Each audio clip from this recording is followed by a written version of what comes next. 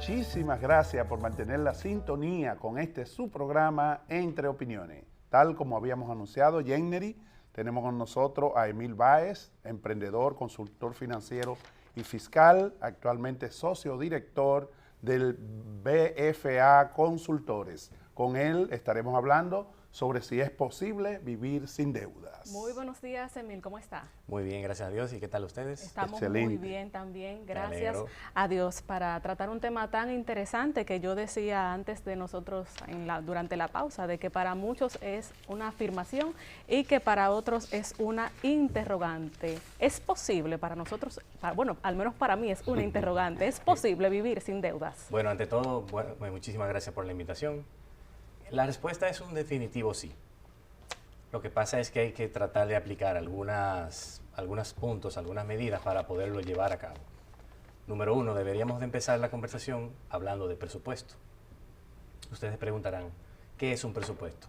Pues yo les respondo, es una simple lista de ingresos y gastos en donde usted tiene que establecer cuál es la diferencia entre uno y otro para poder determinar y llegar a un número. Ese número es un número importante porque de ahí dependerán todas y cada una de las decisiones que se van a tomar. En cuanto a las familias y a la República Dominicana, ¿qué tan común es que los dominicanos estén en deudas? Bueno, según una estadística del mismo Banco Central, el 48% del presupuesto de las familias se va destinado a deudas, al pago de deudas, lo cual significa o implica que es una cifra importante a la cual hay que prestarle atención. ¿Y cuáles serían las principales causas que llevan a las personas a endeudarse muchas veces por razones, vamos a decir, entendibles y otras veces por razones innecesarias? En ese sentido hay dos motivos o dos causas. La primera es la falta de preparación y en segundo está las conductas heredadas que nosotros traemos de nuestros padres y ¿Y cómo se manifiesta eso? ¿Cuáles expresiones podríamos ver de Bueno, eso? hay, por ejemplo, un refrán que dice que el rico no llega al cielo, que el dinero es malo. Ese tipo de refranes que uno va viendo, va escuchando desde que uno es niño, eso tiene un impacto directo en la mente inconsciente y es lo que al final hace que uno se maneje de esa manera. Inclusive lo de la Biblia que dice que más fácil llega...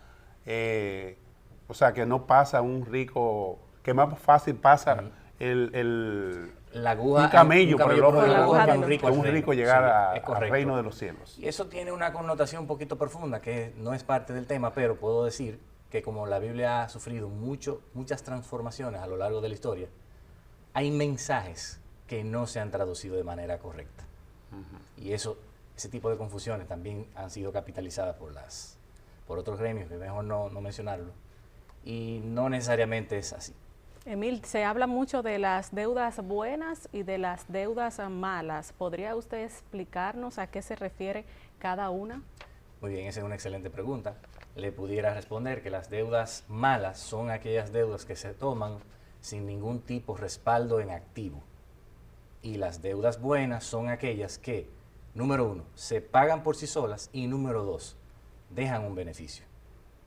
Vamos a aplicarlo un poquito más simple. Cuando yo tomo un préstamo para irme de vacaciones, es una deuda mala, porque estoy tomando un compromiso sencillamente para cubrir o satisfacer una necesidad personal. Mientras que cuando usted toma un crédito para un negocio y ya usted tiene la forma de cómo generar recursos con ese negocio, pues ya la cosa cambia. Por eso es bueno hacer la diferenciación de que las deudas de manera controlada y y con una fecha de límite se pueden tomar.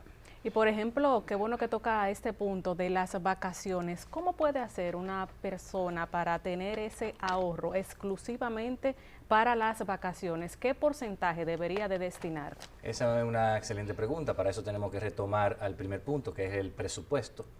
En el acápite o grupo de gastos deberíamos tener una pequeña partida que diga ahorro para poder hacer luego lo que usted quiera hacer con ese ahorro. Entonces, necesitamos tener ese número positivo, como mencioné, para poder generar un ahorro y después que tenemos el ahorro, podemos decidir qué hacer con el ahorro. voy a invertirlo, voy a irme de vacaciones o voy a cambiar mi carro o voy a hacer una remodelación en la casa. De ahí va a depender. Pero a partir del ahorro, yo insisto, usted puede hacer lo que usted quiera hacer, pero tiene que acostumbrarse a generar ahorro. ¿Hay algún porcentaje que usted podría recomendar en cuanto al salario para destinarlo específicamente para ello? ¿Cómo no? Mínimo un 10%. El 10%. Lo mínimo. La regla mundial habla de un 20%, pero cuando nosotros venimos de menos a más, es importante empezar por algo. Por eso mínimamente un 10%. Un 10%, excelente. ¿Es realista la idea de que la familia promedio pueda vivir sin deuda? Es posible, sin embargo requiere de un trabajo mental muy profundo y de un respeto al mismo presupuesto. Porque cuando tenemos una relación de pareja, por ejemplo, lo ideal es que ambas fuerzas económicas se unan y de ahí trabajar en función de las metas y de los objetivos. Hace unos momentos, Emilio, usted hablaba de la educación financiera y pues como hay adultos que nos están sintonizando, nos gustaría saber a partir de qué edad se recomienda que pueda haber esta educación financiera, ya sea para los hijos de estos. Bueno, le voy a ser bien honesto, nosotros necesitamos implementar mejoras desde la educación básica a nivel de educación financiera, porque es un concepto un tanto nuevo en esta generación y así como hay incursiones pedagógicas en el inglés y la robótica, así mismo deberíamos incluir el tema de las finanzas personales y la educación financiera desde la temprana edad. Hemos visto, por ejemplo, que hasta la propia vicepresidenta de la República ha participado de programas de educación financiera en algunos de los liceos, de las escuelas públicas. ¿Esto debe constituirse en algo habitual, este tipo de educación en las escuelas, en los liceos? La respuesta es sí, porque no es solamente que debemos de verlo como una charla o un trabajo puntual y particular. Debemos prestarle un poquito más de atención, porque lo que sucede es que hasta de adulto usted no sabe ni siquiera hacer un presupuesto. Y cuando lo sabe, también hay un tema de costumbre que hay que ir generando con la práctica y con la repetición para usted poder llevar a cabo eso. O sea que fíjese que si nosotros empezamos desde temprana edad es muchísimo mejor, porque ya de adulto, lo que te fueron inculcando desde que tú naces hasta los 7 años, es lo que tú vas a hacer ya de adulto. Hay muchas personas que recurren a la tarjeta de crédito como un ingreso adicional. ¿Qué usted opina acerca de eso? Eso es un tema bastante serio y delicado, porque la gente debe de entender, en primer lugar, que las tarjetas son dinero ajeno. Es dinero ajeno. Por lo tanto, hay que tratarlo como tal. Las tarjetas de crédito tienen un mecanismo de funcionamiento que es un poquito complejo para el conocimiento del dominicano promedio. Hay que tener cuidado y hay que aprender a usarla. No digo que no se tengan, pero usted puede tener una tarjeta de crédito cuando usted ya tiene un conocimiento de cómo funciona y sobre todo un manejo económico para que no pueda entrar en situaciones. ¿Cuáles son los pasos que alguien que quiera vivir sin deuda debe dar para lograr en verdad tener una vida sin deuda? En primer lugar, yo voy a ser reiterativo con el presupuesto. Vamos a crear un presupuesto, vamos a tener bien establecido cuáles son los ingresos que tengo y los gastos que tengo. En segundo lugar, si existen algunas deudas, nosotros tenemos que pagarlas con ese ahorro, si estamos generando ahorro, pagarlas de menor a mayor para uno ir sintiendo un avance real. También podemos determinar que hay un paso siguiente y es que usted tiene que definir cuáles son sus metas económicas. Primero va el presupuesto, luego las metas y luego entonces el pago. Después de eso, si es parte de su plan, usted debe de tener lo que se llama, y presten atención a esto, que esto prácticamente no lo hace nadie, un ahorro de contingencia de por lo menos 3 a 6 meses de salario. ¿Para qué? Para cuando llegue el imprevisto poder utilizar ese fondo y resolver. Y no utilizar una tarjeta como palanca de resolver esa situación. Esa es una de las primeras recomendaciones. Si no, pues podemos acudir a los seguros, tanto de médico como de accidente, pagar una pequeña cuota, incluirla en el presupuesto, y cuando usted tenga una eventualidad, pues entonces el seguro resolverá. ¿Qué tiempo aproximado le da a una persona de tener ese ahorro de contingencia, o mejor conocido como ahorro de emergencia? Porque me imagino que no es de una vez que uno puede tener, lo que se lleva un tiempo para poder tener esos 3 meses de salario, más o menos. Aproximadamente, dependerá del salario, pero aproximadamente año y medio, máximo 2 años. Ya uno puede tener un ahorro de emergencia. De hecho, es lo primero que uno debe de hacer cuando uno se inserta en el mercado laboral, porque es una base muy sólida y te evitas muchos inconvenientes cuando tienes ese fondo. Porque la realidad es que en principio, por un tema de nivel de crédito, ni siquiera te dan una tarjeta. Entonces, en primer lugar hay que trabajar y trabajar con ese fondo de emergencia. Y luego, ya con menos presión psicológica y mental, poder incursionar en otro tipo de productos como las tarjetas. ¿Qué estrategia recomendaría para que las personas puedan, vamos a decir, no caer en acudir a préstamo constante y que esto pueda endeudarle aún más? Ahí podemos hablar del respeto al presupuesto. Porque ¿para qué usted va a tomar deuda si no la necesita? Hay muchas personas que toman deuda y que para hacer crédito. ¿Crédito de qué? Si tú no tienes la necesidad. Ese es el primer problema que yo veo en nosotros los dominicanos. No adelantes el proceso. Primero vamos a tratar de hacer ese fondo de 3 a 6 meses y ya poco a poco, para ir acostumbrándote y saber lo que es, tú puedes empezar con una tarjeta y luego, más adelante, un préstamo personal para ir verificando. Y luego poco a poco ya otro tipo de préstamo, como dije más al principio, de manera puntual. Y usted, Emil, como emprendedor, también este es un tema que nosotros tenemos que abordarlo, porque sabemos que hay muchas personas que para poder tener un proyecto pues se sumergen en muchísimas deudas. ¿Qué recomendaciones le da usted a aquellos que quieren iniciar por primera vez un proyecto para no caer tan profundamente en deudas que después los pueda volver locos? No, ahí la recomendación por excelencia es empezar desde pequeño.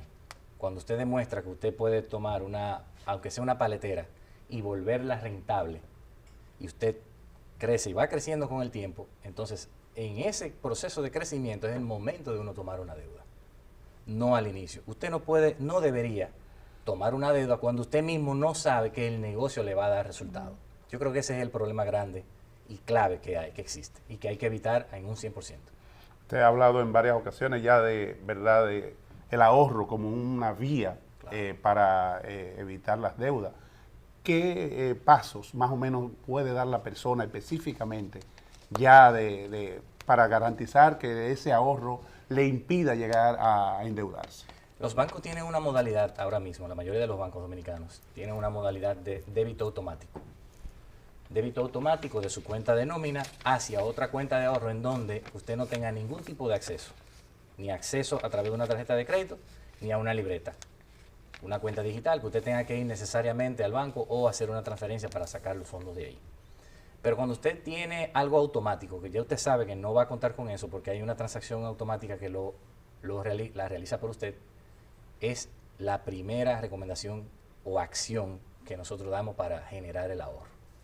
Que usted no tenga ni siquiera que hacerlo, ya todos los 15 o los 30 o la quincena que usted defina, ya ese dinero va automáticamente a otra cuenta, la cual usted no la tiene atada a ningún otro compromiso y ya de inmediato podemos empezar a ahorrar, que es lo más importante.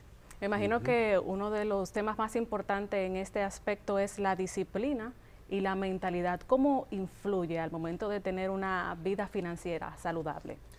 Eso es muy poderoso porque cuando tú vas aumentando tu nivel y vas haciendo las cosas que tienes que hacer, hay un tema de creatividad que el cerebro empieza a disparar ideas y ya uno se va poniendo más creativo porque tienes el poder económico de realizar cosas. Y el ahorro no solamente te cuida de los problemas, sino que te pone más creativo y te motiva a seguir avanzando verdaderamente en la vida.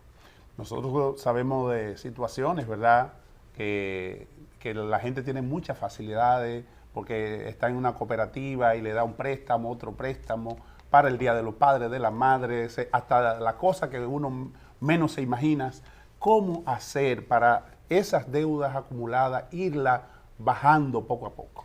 Después que estamos en un punto en donde ya tenemos muchas deudas, el procedimiento y la recomendación clave es la consolidación de las mismas. ¿Qué significa consolidación? Bueno, lamentablemente tenemos que ir a una institución bancaria a solicitar un crédito más grande para poder recoger todas y cada una de esas deudas pequeñas y tratar de generar un ahorro. Ya con eso, más el ahorro que tú vas a tener en la cuota automática, ya tú tienes una mayor capacidad de pago, por ende, de ahorro. Y es lo primero que debemos de hacer ya cuando estamos en el punto de que tenemos deuda y tenemos que salir de ellas. Excelente. Emil, cuando hablamos de esta materia financiera y que tocamos este tema de los ahorros, también hay otro aspecto que llega y por el que muchos jóvenes se han ido interesando, que son los certificados financieros. ¿Los recomienda usted? Porque muchas veces tenemos esta cuenta de ahorro que no está generando absolutamente nada y hay muchas personas que este dinero lo destina al certificado financiero. ¿Es recomendable pasarlo a un certificado financiero o quedarnos con nuestro ahorro normal? Es una interesante pregunta y la respuesta es sí. Cuando tú tienes un monto de dinero ahorrado que ya excede unos límites, es interesante hacer el movimiento a un certificado financiero por el tema de los intereses. Y además de que es un poquito más difícil disponer del dinero cuando está en un certificado, o sea que es correcto. Excelente. Muy recomendado. Un mensaje a todas aquellas personas, tanto jóvenes como adultos, que de verdad quieran salir de las deudas y que quieran tener una vida más feliz, vamos a decir, sin deuda. Mi recomendación para el público en general es vamos a empezar por hacer ese pequeño presupuesto, vamos a tratar sí o sí de generar un ahorro, luego vamos a pagar las deudas que tengamos que pagar, si no las podemos pagar vamos a consolidar y luego entonces podemos empezar a desmontar todas y cada uno de los otros inconvenientes que tengamos de menor a mayor. Bien, pues muchísimas gracias, Emil, por habernos acompañado en este día. Nosotros nos vamos a una breve pausa. Usted mantenga la sintonía con nosotros.